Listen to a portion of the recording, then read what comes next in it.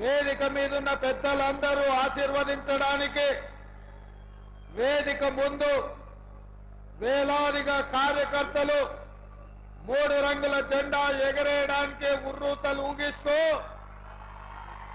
ఈ సమావేశాన్ని విజయవంతం చేసినందుకు మనస్ఫూర్తిగా మీకందరికీ ధన్యవాదాలు కృతజ్ఞతలు తెలియజేస్తున్నా।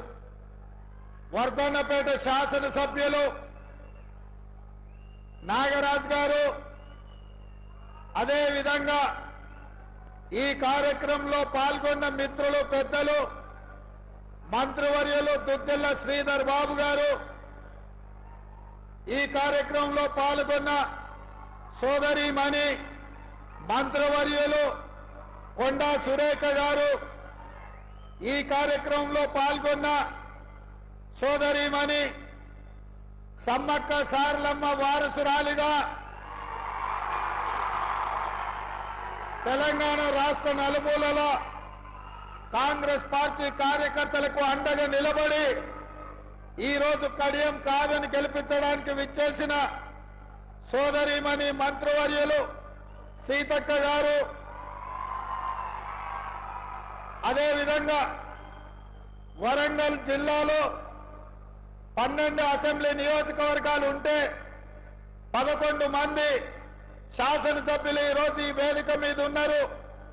వారితో పాటు తెలంగాణ జనసమితి తెలంగాణ ఉద్యమకారుడు తెలంగాణ రాష్ట్ర సాధనలో అత్యంత క్రియాశీలక పాత్ర పోషించిన ప్రొఫెసర్ కోదండ రామ్ గారు అదే విధంగా సిపిఐ మిత్రులు సిపిఎం మిత్రులు రాష్ట్ర కాంగ్రెస్ పార్టీ నాయకులు జాతీయ కార్యదర్శి రోహిత్ చౌదరి గారు వరంగల్ ఉమ్మడి జిల్లా కాంగ్రెస్ పార్టీ నాయకులు మండల పార్టీ నాయకులు వరంగల్ మున్సిపల్ కార్పొరేషన్ స్థాయిలో ఉండే నాయకులు వివిధ కార్పొరేషన్ల చైర్మన్లు ప్రభుత్వ సలహాదారుడు మండల పార్టీ నాయకులు గ్రామ శాఖ అధ్యక్షులు ప్రాణ సమానులైన కాంగ్రెస్ పార్టీ కుటుంబ సభ్యులందరికీ కూడా మనస్ఫూర్తిగా ధన్యవాదాలు కృతజ్ఞతలు। మిత్రులారా, వరంగల్ జిల్లా అంటే దేశానికే తలమానికమైన పివి నరసింహారావు గారు గుర్తొస్తారు। వరంగల్ జిల్లా అంటే దాశరథి గారు గుర్తొస్తారు। వరంగల్ జిల్లా అంటే ఓ కాళోజీ గారు గుర్తొస్తారు, ఓ ప్రొఫెసర్ జయశంకర్ గారు గుర్తొస్తారు। ఈ వరంగల్ జిల్లా అంటే వరంగల్ ప్రాంతం అంటే హైదరాబాద్ నగరంతో పోటీపడి 2వ రాజధానిగా అన్ని అర్హతలు ఉన్న మీ వరంగల్ పట్టణం గుర్తొస్తుంది। వరంగల్ జిల్లా అంటే ఆజంజాహి మిల్లులు గుర్తొస్తాయి। వరంగల్ జిల్లా అంటే 1000 స్తంభాల గుడి గుర్తొస్తుంది। వరంగల్ జిల్లా అంటే రామప్ప దేవాలయం గుర్తొస్తుంది, మేడారం జాతర గుర్తొస్తుంది। ఉద్యమకారులైన పౌరుషానికి మారు పేరైన ఈ వరంగల్ కాకతీయ యూనివర్సిటీ తెలంగాణ రాష్ట్ర సాధనలో అత్యంత క్రియాశీలక పాత్ర పోషించిన విషయాలు గుర్తొస్తాయి। మరి ఈ రోజు మిత్రులారా, మొన్న జరిగిన శాసనసభ ఎన్నికలలో పాదయాత్ర సందర్భంగా మీ అందరి దగ్గరికి వచ్చి మీకందరికి విజ్ఞప్తి చేసిన ఈ తెలంగాణ రాష్ట్రాన్ని పట్టి పీడిస్తున్న తెలంగాణ రాష్ట్రాన్ని దోసుకుంటున్న కల్వకుంట్ల చంద్రశేఖరరావు నుంచి విముక్తి కలిగించాలి అని అంటే ఈ వరంగల్ జిల్లాలో మొత్తానికి మొత్తం కాంగ్రెస్ ఎమ్మెల్యేలు గెలవాలి, అప్పుడే ఈ రాష్ట్రానికి పట్టిన చీడ పీడ విముక్తి కలుగుతుందని ఆనాడు చెప్పిన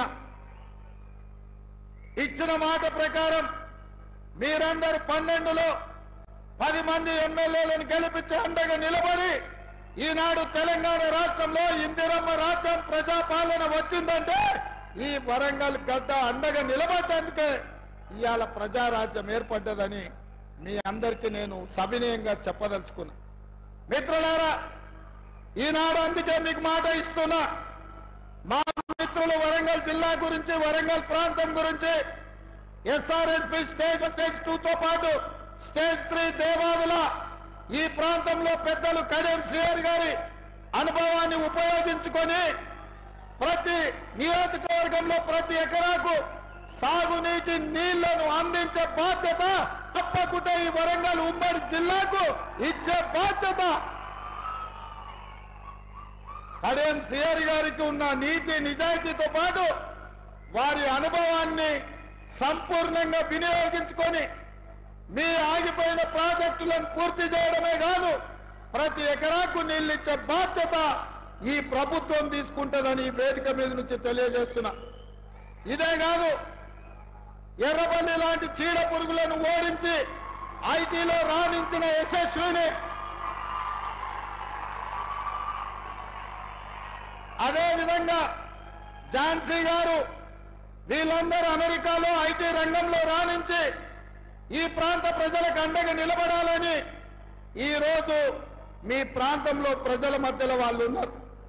అందుకే మిత్రులారా, సాగునీటి ప్రాజెక్టులే కాదు, ఐటీ ప్రాజెక్టులు, అదే విధంగా ఇండస్ట్రియల్ కారిడార్ హైదరాబాద్ నుంచి వరంగల్, వరంగల్ నుంచి రామగుండం వరకు ఈ ప్రాంతంలో నేషనల్ హైవేస్ ఏవైతే ఉన్నాయో ఈ నేషనల్ హైవే ప్రాంతంలో ఇండస్ట్రియల్ కారిడార్ తీసుకొచ్చి పరిశ్రమలు నెలకొల్పి నిరుద్యోగ యువకులకు ఉపాధి ఉద్యోగ అవకాశాలు కల్పించే బాధ్యత మన ప్రభుత్వం తీసుకుంటుంది. అదేవిధంగా మా పద్మశాలి సోదరులు ఆనాడు రాజంజాయి మిల్లులలో పరిశ్రమలు రాణిస్తే అవి కాలగర్భంలో కలిసిపోయి, అందుకే ఈరోజు ఈ వరంగల్ ప్రాంతంలో టెక్స్టైల్ పార్కును అభివృద్ధి చేసి ఆ పరిశ్రమను ముందుకు తీసుకెళ్లి మా పద్మశాలి సోదరులకు అండగా నిలబడి టెక్స్టైల్ పార్కును అంతర్జాతీయ స్థాయిలో అభివృద్ధి చేసే బాధ్యత కాంగ్రెస్ పార్టీ తీసుకుంటుంది. ఇదే కాదు మిత్రులారా, మిత్రుడు రాజేందర్ ఒక మాట చెప్పిండు, అన్నా మీ మాట మీద మేము గెలిచినాం, ఇవాళ ఈ వరంగల్ మొత్తం ఒక్క చిన్న సముద్రం లాగా మారిపోతుంది వానలు వస్తే. నయం కాల్వ గురించి కాదు నేను చెప్పేది, ఈ వరంగల్ పట్టణానికి 100% అండర్ గ్రౌండ్ డ్రైనేజ్ నియమించే బాధ్యత.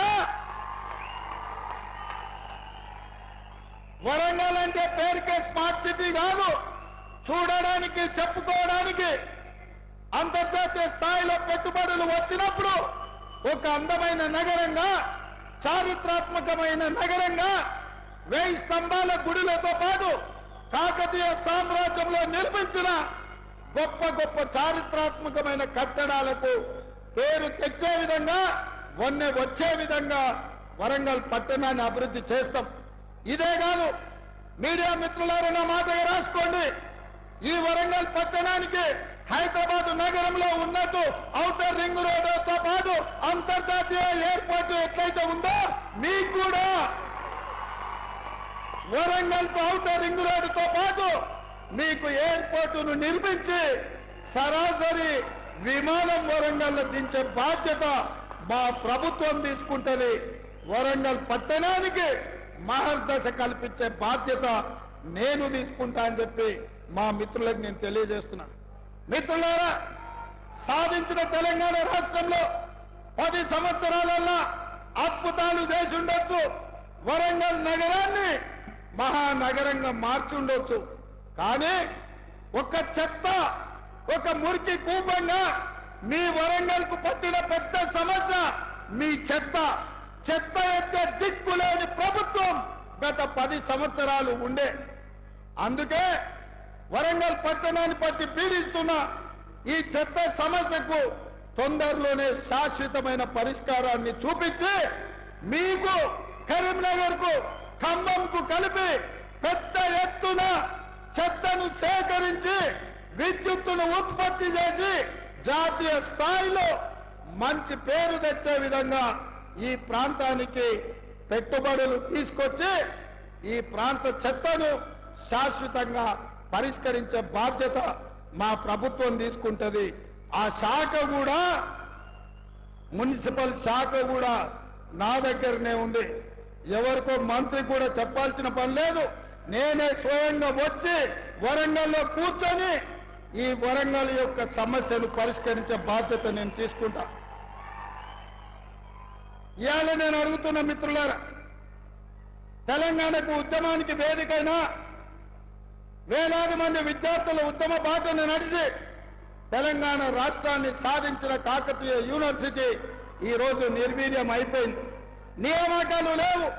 వైస్ ఛాన్సలర్ ఉంటే ఎట్లున్నాడో నేను చెప్పాల్సిన పని లేదు. అందుకే రాబోయే కొద్ది రోజుల్లో కాకతీయ యూనివర్సిటీకి కొత్త వైస్ ఛాన్సలర్ను నియమించడమే కాదు, ఉపాధ్యాయులను అందరినీ నియమించి పేదల బిడ్డలకు నాణ్యమైన చదువును అందించే విధంగా కాకతీయ యూనివర్సిటీ ప్రక్షాళన చేసి మీకు అంతర్జాతీయ స్థాయిలో చదువులు చెప్పించే విధంగా మా ప్రభుత్వం యొక్క నిర్ణయం ఉండబోతుంది. ఎందుకంటే విద్యాశాఖ కూడా నా దగ్గరనే ఉంది మిత్రులారా.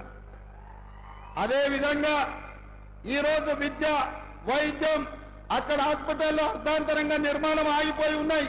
హాస్పిటళ్లను పూర్తి చేసి హైదరాబాద్కు రావాల్సిన అవసరం లేకుండా ఏ అవసరం ఉన్నా ఉత్తర తెలంగాణ మొత్తం వరంగల్కి వచ్చే విధంగా వైద్యుని కూడా రాణించి ఈ ప్రాంతంలో అభివృద్ధి చేసే బాధ్యత కాంగ్రెస్ పార్టీ తీసుకుంటుందని చెప్పి నేను ఈ సందర్భంగా తెలియజేస్తున్నా. మిత్రులారా, నిన్న నేను చూస్తున్నా మామ అల్లుళ్ళు తోకదెగిన బల్లులాగా ఎగురులాడుతున్నారు. బల్లి తోకదెగితే ఎట్లా ఎగురుతుందో మామ అల్లుళ్ళు కూడా గట్లనే ఎగురుతారు. ఇంకా అధికారం మత్తు దిగిందో లేదో నాకు అర్థం కాలే. అయ్యగారికి మరి ఫామ్ హౌస్ లో వేసిన మత్తు కూడా దిగిందో లేదో నాకు తెలియదు. అసెంబ్లీకి మాత్రం రాడు. చర్చల మీద మాట్లాడతామంటే పారిపోతాడు. ఎవరినో ఒకరిని అడ్డం పెట్టుకొని అసెంబ్లీకి రాకుండా తప్పించుకున్నాడు.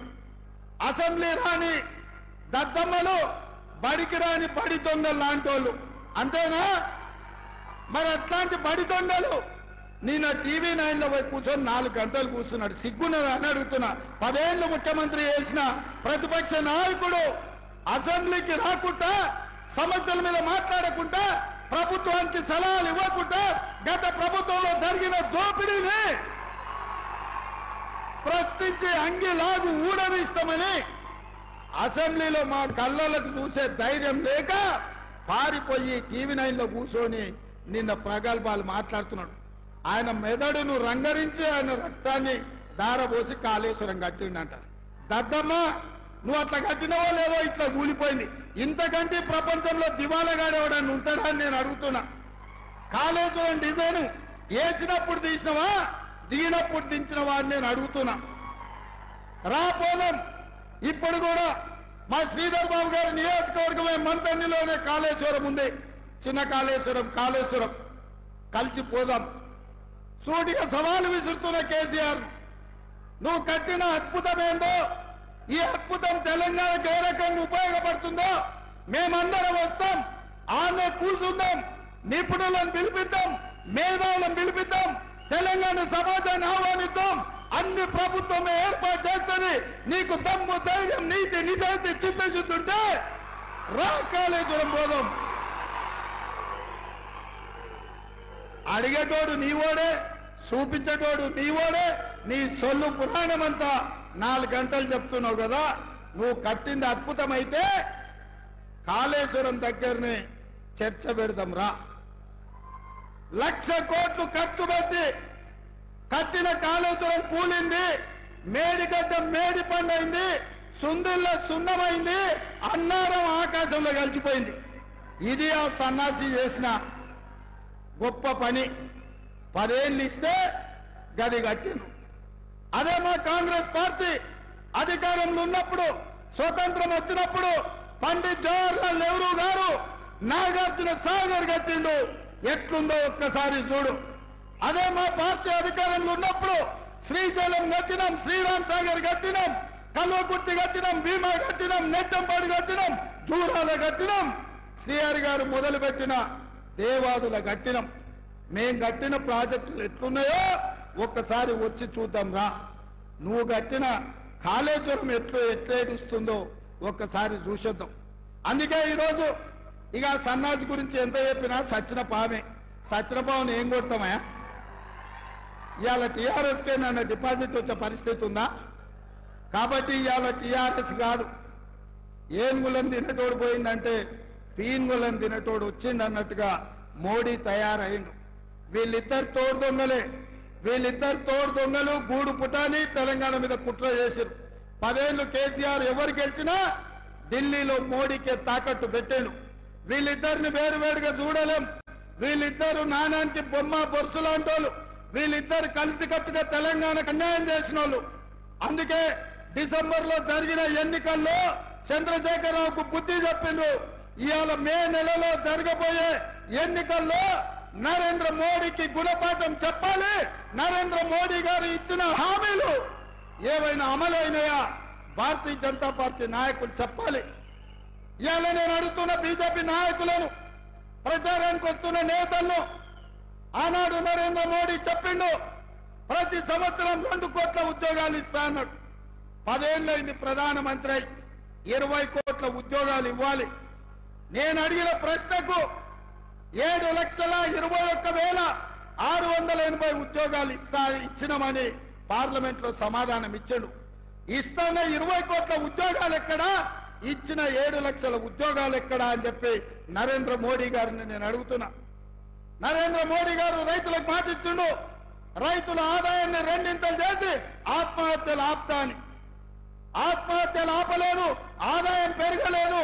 కానీ వ్యవసాయాన్ని రైతు వ్యతిరేక నల్ల చట్టాలు తీసుకొచ్చి అదాని అంబానీ అమెజాన్లకు అమ్మడానికి చూసి రైతుల ప్రాణాలను అదాని దగ్గర తాకట్టు పెడితే ఢిల్లీ సరిహద్దుల్లో లక్షలాది మంది రైతులు 16 నెలలు వీరోచితమైన పోరాటం చేసింది. సరిహద్దుల్లో సైనికులు ఎట్లా కొట్లాడతారో ఢిల్లీ సరిహద్దుల్లో పంజాబ్, హర్యానా, ఉత్తరప్రదేశ్, మధ్యప్రదేశ్, రాజస్థాన్ ప్రాంతాల నుంచి వేలాది మంది రైతులు వచ్చి నరేంద్ర మోడీ మీద యుద్ధం ప్రకటించి రైతు వ్యతిరేక నల్ల చట్టాలు వెనక్కి తీసుకోవడమే కాదు, నరేంద్ర మోడీ మెడలు వంచి రైతాంగానికి క్షమాపణ చెప్పించిన చరిత్ర హర్యానా, పంజాబ్ రైతులకు ఉంది. ఇదే కాదు, 2014 ప్రధానమంత్రిగా పోటీలో ఉన్నప్పుడు చెప్పిండు, చాలా మంది నాయకులు లక్షలాది కోట్ల రూపాయలు సంపాదించి స్విస్ బ్యాంకులో పెట్టిండ్రు. ప్రధానమంత్రి అయిన మరుక్షణం లక్షలాది కోట్ల రూపాయలు స్విస్ బ్యాంకులో నుంచి తెచ్చి ప్రతి పేదవాడి ఖాతాలో 15 లక్షల రూపాయలు వేస్తా అని మాట ఇచ్చాడు. నేను అడుగుతున్న వరంగల్ మిత్రులను, మీ ఖాతాలో ఎవరికైనా నరేంద్ర మోడీ 15 లక్షల రూపాయలు వేసిండా? వేసిండా? వేసిండా? మీకెవరికి రాలే కదా. మన రాష్ట్రంలో ఏ ఒక్కరికి రాలే. మరి ఇవాళ ఏ ముఖం పెట్టుకొని ఓట్లు అడుగుతున్నాడు? రైతుల ఆదాయం పెంచు 2 చేస్తా అన్నాడు. ఇవాళ పండించిన పంట కొనే దిక్కు లేదు, రైతు వ్యతిరేక నల్ల చట్టాలు తీసుకొచ్చిండు. ఇట్లా ఏది చూసినా నరేంద్ర మోడీ చేతిలో మోసపోయినాం. ఇక తెలంగాణ విషయానికి వస్తే, ఆనాడు రాష్ట్ర పునర్విభజన చట్టంలో ఖమ్మం జిల్లాలో ఉక్కు కర్మాగారం పెట్టి ఆదివాసీ సోదరులకు ఉద్యోగ ఉపాధి అవకాశాలు కల్పించాలని సోనియమ్మ మనకు మంజూరు చేసింది. బయ్యారం ఉక్కు కర్మాగారం ఇచ్చింది. 10 ఏళ్ళైనా అక్కడ పరిశ్రమ పెట్టడానికి వీల్లేదు, అక్కడ వీలు కాదు అని ఖమ్మం జిల్లాలో బయ్యారం ఉక్కు కర్మాగారం తిరస్కరించి ఈ ప్రాంతానికి ద్రోహం చేసింది నరేంద్ర మోడీ. అదే విధంగా Warangal Kazipet railway coach factory, Warangal Kazipet junction అంటే దక్షిణాది రాష్ట్రాలను కలిపే జంక్షన్. ఇక్కడ కోచ్ ఫ్యాక్టరీ పెట్టడం ద్వారా దేశానికే పెద్ద పరిశ్రమ తీసుకురావాలని సోనియమ్మ ఆలోచన చేసింది. మన తెలంగాణకు, మన కాజీపేటకు రైల్వే కోచ్ ఫ్యాక్టరీ సోనియమ్మ, మన్మోహన్ సింగ్ ఇచ్చారు. నరేంద్ర మోడీ వచ్చి రద్దు చేసి దీన్ని మహారాష్ట్రకు తరలించకపోయిండు. మనకి ఇవ్వాల్సిన రైల్వే కోచ్ ఫ్యాక్టరీ మహారాష్ట్రకు లాతూర్కు తరలించకపోయిండు. నేను అడుగుతున్నా, IIIT కానీ ITIR కారిడార్ కానీ ఈ రోజు మనకి ఇవ్వాల్సింది ఇవ్వలే. NTPC ద్వారా 4000 మెగావాట్ల విద్యుత్ ఉత్పత్తి సంస్థల్ని నిర్మాణం చేయలే. గిరిజన యూనివర్సిటీ కొట్లాడంగా నిన్నగాక మొన్న మంజూరు చేసింది. ఇట్లా చెప్పుకుంటూ పోతే నరేంద్ర మోడీ చేసిన ద్రోహం అంతా ఇంత కాదు. అదే కాదు మిత్రులారా, ఆనాడు కాంగ్రెస్ అధికారంలో ఉన్నప్పుడు పెట్రోల్ 55 రూపాయలు ఉండే, ఇవాళ 110 రూపాయలు చేసిండు. ఆయల్లో డీజిల్ 50 రూపాయలు ఉండే, ఇవాళ 100 రూపాయలు చేసిండు. ఆయల్లో మా అక్కలకు సిలిండర్ 400 ఉండే, ఇవాళ 1200 చేసిండు. ఇంకా ఏ మిగిలిందా మా దగ్గర దోసుకోవడానికి? మా చేనేత కార్మికులు కష్టపడి రెక్కలు ముక్కలు చేసుకుంటుంటే ఇవాళ చేనేత పరిశ్రమ మీద జీఎస్టీ వేసిండు. అగ్గిపెట్టే సబ్బు బిల్ల, ఆఖరికి వాళ్ళు దేవుడి భక్తుల అంటారు, అగరబత్తీలను కూడా వదిలే అగరబత్తీల మీద కూడా జీఎస్టీ వేసిండు. ఇంతకంటే దుర్మార్గమైన భక్తుడు ఎవడని ఉంటాడా ఈ దేశంలో అని నేను అడుగుతున్నా. ఇవాళ అన్ని పోయినాయి, చేసింది లేదు, చెప్పుకునేటందుకు లేదు, చెప్తే నమ్మేటోడు లేడు. అందుకే పిచ్చి పట్టుకుంది బీజేపీ వాళ్లకు. మత పిచ్చి ప్రజల మధ్యలో, భాష మధ్యలో, ప్రాంతాల మధ్యలో చిచ్చు పెట్టి విభజించి ఎన్నికల్లో నెగ్గాలి అని ఆలోచన చేస్తారు. అట్లయినా వాళ్ళకి ఎవరు దొరకలే. ఎవరు దొరికినా ఈ నుంచే మీరు బండకేసి కొట్టిన ఆయన దొరికిండు అరూరు రమేష్. ఎవరా ఆయన? మీ భూములు మింగిన అనకొండ కాదా? ఊరూర్లో భూములు ఆక్రమించుకున్నాడు కాదా? అంగి మార్చి, రంగు మార్చి, జెండా మార్చి వస్తే ఈ వరంగల్ ప్రజల అమాయకులా గుర్తుపట్టారా? ఏ రూపంలో వచ్చినా, ఏ ఏసమేసుకు వచ్చినా అరూరు రమేష్ ను బండకేసి కొట్టేది గ్యారంటీ. ఈ అనకొండ అంతు చూసేది గ్యారంటీ. ఇవాళ భూములు ఆక్రమించుకునే ఆరూరు రమేష్ కావాలన్నా పేద ప్రజలకు వైద్యం అందించి డాక్టర్గా చదువుకొని రాణించి కరీం సిఆర్ నుండి నీతి నిజాయితీని వారసత్వంగా తీసుకొని పేదలకు సేవలు అందించాలన్న ఆలోచనతోని ఇవాళ ఒక ఆడబిడ్డ మీ ముందుకు వచ్చింది. ఇవాళ కాంగ్రెస్ పార్టీ శ్రీహరి గారు టికెట్ అడగలే. నేను ఈ వేదిక మీద నుంచి స్పష్టంగా చెప్పదలుచుకున్న ఈ రాష్ట్ర ప్రజలకు, శ్రీహరి గారు కాంగ్రెస్ ను సంప్రదించలే. నేనే స్వయంగా శ్రీహరి గారి దగ్గరికి మా పెద్దల్ని పంపించిన. ఎందుకంటే ఈ ప్రభుత్వంలో నిజాయితీ కలిగిన ప్రజలకు చిత్తశుద్ధితో సేవ చేసే నాయకులు నా ఎంబడి ఉంటే నా గౌరవం, పార్టీ గౌరవం పెరుగుతుందని శ్రీహరి గారిని కాంగ్రెస్ లోకి తీసుకురండి, చదువుకున్న డాక్టర్ కావ్యను ఎంపీని చేద్దామని చెప్పి ప్రతిపాదన నేను పంపించిన. మన ప్రతిపాదన మీద కడియం శ్రీహరి గారు ఆలోచన చేసి ఈ రోజు ఒక నిర్ణయం తీసుకున్నారు. నాకు తెలిసి వారు నిర్ణయం తీసుకోకపోదురేమో, కానీ బీజేపీ రూమర్లో ప్రజాస్వామ్యానికి ఒక ప్రమాదం పొంచి ఉన్నది. బీజేపీ ఇవాళ ఎస్సీ ఎస్టీ రిజర్వేషన్లు రద్దు చేసి రాజ్యాంగాన్ని మార్చేసి దళితుల మీద, గిరిజనుల మీద దాడులు చేసి ఈ రోజు ఈ ప్రజాస్వామ్యాన్ని మీదనే దాడి చేసే ప్రయత్నం చేస్తుంది.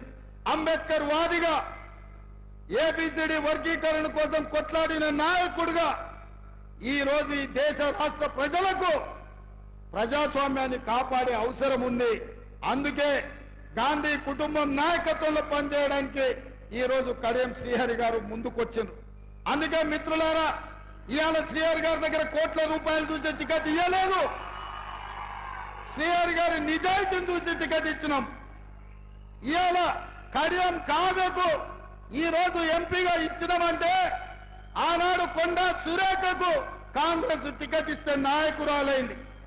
ఆ తర్వాత సీతక్క ఆదివాసి బిడ్డ, అడవుల నుంచి వచ్చిన బిడ్డ ఇవాళ మంత్రిగా సోనియమ్మ నాయకత్వంలో పనిచేస్తుంది. అట్లనే మీ ప్రాంతం నుంచి మరొక ఆడబిడ్డ కాంగ్రెస్ పార్టీలో నాయకురాలుగా ఎదుగుతుంది, పార్లమెంటులో రాణిస్తుంది, మీ సమస్యల మీద కొట్లాడుతుంది. మీరు ఆశీర్వదించండి మీ బిడ్డను. గల్లీ నుంచి ఢిల్లీ వరకు మీ గలమై వినిపిస్తుంది డాక్టర్ కావ్య. ఆరూరి రమేష్ కు ఓటేస్తే అనకొండ మీ భూములు మింగుతాడు, ఎక్కడికి ఓడు, మీ భూములను మింగే పని మీదనే ఉంటాడు.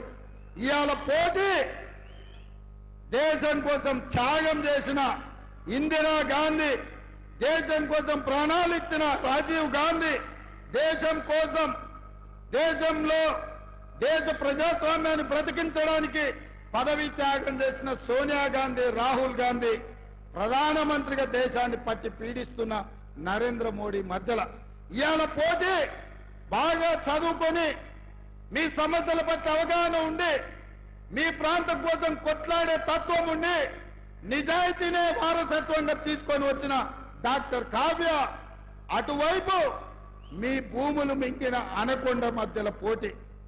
ఇవాళ డాక్టర్ కావ్యకు సోదరుడుగా కుటుంబ పెద్దగా నేను అండగా నిలబడతాను మీకు మాటిస్తున్న మిత్రులారా.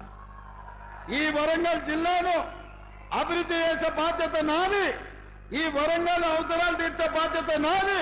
హైదరాబాద్ నగరంతో వరంగల్ నగరాన్ని కూడా అంతర్జాతీయ స్థాయి గుర్తింపు వచ్చే విధంగా నిధులు కేటాయించి అభివృద్ధి చేసే బాధ్యత నాది. మీరు ఆలోచన చేయండి. ఇవాళ బీజేపీ వాళ్ళు శ్రీరామనవమి వస్తే అదొక రాజకీయం, హనుమాన్ జయంతి వస్తే ఇంకొక రాజకీయం. అందుకే ఈ వేదిక మీద నుంచి ఒక్క మాట చెప్పదలుచుకున్నా. దేవుడు గుడిలో ఉండాలి, భక్తి గుండెల్లో ఉండాలి. పోలింగ్ బూత్లో ఓట్ల కోసము దేవుడి భక్తి కాదు. మిత్రులారా, ఈ వేదిక మీద నుంచి తెలంగాణ ప్రజలకు చెప్తున్నా, మన తాతలు ముత్తాతలు మన తండ్రులు మన కుటుంబాలు సాంప్రదాయాలను గౌరవించిన వాళ్ళమే. అందుకే దేవుడిని గుడిలో పెట్టినాం, భక్తిని గుండెల్లో పెట్టుకొని ఈ రోజు పూజలు చేసినాం. అందుకే మిత్రులారా, దేవుడి పేరు మీద చిచ్చు పెట్టి ఓట్లు కొల్లగొట్టాలనేటోళ్లకు గుణపాఠం చెప్పాలి. అప్పుడే మన ప్రాంతం యొక్క చైతన్యం ప్రజలకు చేరుతుందని చెప్పి నేను సవినయంగా మీకందరికీ విజ్ఞప్తి చేస్తున్న మిత్రులారా. అందుకే మిత్రులారా, ఈరోజు జరగబోయే పరిణామాలు, రాబోయే తీర్పు ఈ వరంగల్ నుంచే మొదలవ్వాలి. నేను అందుకే మిమ్మల్ని అడుగుతున్నా. నిన్నగాక మొన్న హరీష్ రావు గారు ఒక మాట అన్నాడు, రైతు రుణమాఫీ చెయ్యి, రైతు రుణమాఫీ చేస్తే రాజీనామా చేస్తా అన్నాడు. నేను ఈ వేదిక మీద నుంచి మాట ఇస్తున్నా. రామప్ప దేవాలయం శివుడి సాక్షిగా, సమ్మక్క సారలమ్మ సాక్షిగా, 1000 స్తంభాల గుడి సాక్షిగా, అక్కడి సూర్యుడు ఇక్కడ ఉదయించిన, భూమి ఆకాశం తిరగబడ్డా, తుఫానులు వచ్చినా, భూకంపం వచ్చినా, భూమి బద్దలైనా నేను మాట ఇస్తున్నా, 15 ఆగస్టు లోపల తెలంగాణ రైతాంగానికి 15 ఆగస్టు లోపల తెలంగాణ రైతాంగానికి 2 లక్షల రూపాయల రుణమాఫీ చేసి తీరుతా. హరీష్ రావు అన్నావు కదా సిద్దిపేటకు రాజీనామా చేస్తా అని, రాజీనామా పత్రం జేబులో పెట్టుకో. 15